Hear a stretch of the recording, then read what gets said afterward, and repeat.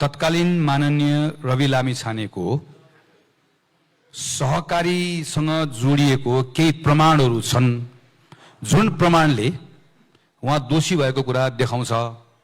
यी प्रमाणहरू छन्, त्यसको आधारमा माथि छानबिन हुनुपर्छ भन्नेको सारमा यही नै कुरा हो। तपाईले प्रमाणहरू छन्, उहाँले सहकारीको रकम अपचलन गरेको प्रमाणहरू छन् भनेर भन्नुभयो। त्यो प्रमाण खोइ, त्यो प्रमाण खोइ, त्यो प्रमाण खोइ भनेर चाहिँ मलाई बेला बेलामा त्यो रिप रिप रिप भनेको जस्तै दुईटा आउँछ। मलाई त्यो साथीहरूले गर्ने कमेन्टमा एउटा बाख्रा बाख्रा बाख्रा भनेर आउँछ, एउटा प्रमाण प्रमाण प्रमाण भनेर आउँछ हैन। अब मैले यसलाई दुईटै कुराको उत्तर दिनु पर्ला जस्तो लाग्यो। एनिवे मैले त्यही भएर चाहिँ यो के गरौँ, मैले खालि एउटा सानो एउटा टेक्स्ट मैले रेफरेन्स ल्याउनु पर्छ होला भनेर ल्याएर राखेको। मान्य रवि लामिछानेको नाममा 2 करोड कर्जा प्रवाह भएको र आफ्नै हस्ताक्षरबाट चेक भुक्तानी गरेको देखिएकोले रकमबारे थाहा थिएन भन्ने जिकिर खण्डित भएको।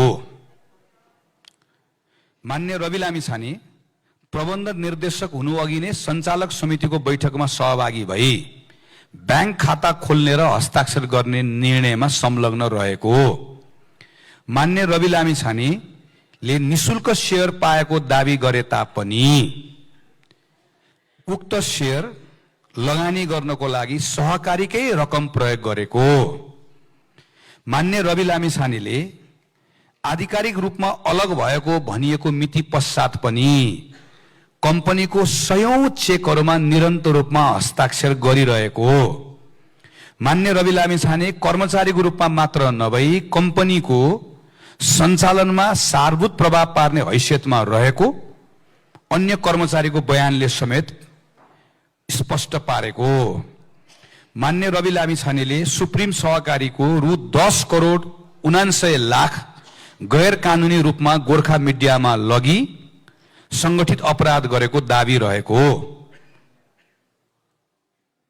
मान्य रवि लामिछाने कम्पनी स्थापना भएको दिनदेखि नै 15% शेयर धनी रहेको र व्यवस्थापनमा सुरुदेखि नै संलग्न देखिएको।